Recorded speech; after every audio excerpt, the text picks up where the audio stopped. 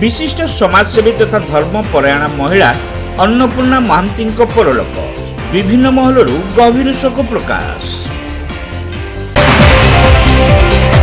पवित्र कार्तिक पूर्णिमा बालेश्वर समाजसेवी तथा धर्मपरायण महिला अन्नपूर्णा महांती 90 वर्ष बयस परलोक हो जाइछि। बयसाधिक जनित रोग से पीड़ित थिले। तेबे कार्तिक पूर्णिमा सकाळ 7टा समय से गोपालगाँ स्थित बासभवन में इहधाम परित्याग करथिले।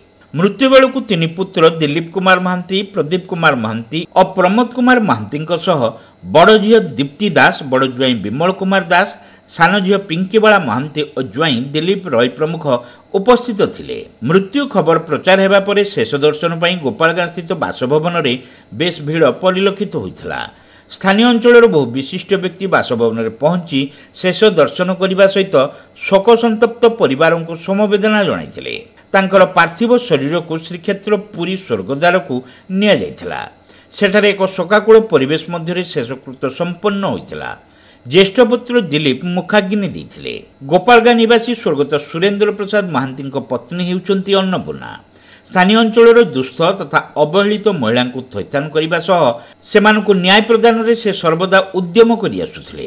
तांको वियोगरे विभिन्न महलरू शोक प्रकाश पाइछि। जड़े परोपकारी, मेलापी, मितव्ययी, धर्मपरायण महिला भावे अन्नपूर्णा इहधाम परित्याग गोपालगाँ समेत समग्र बालेश्वर सहर में शोकर छाया खेली जाइछि।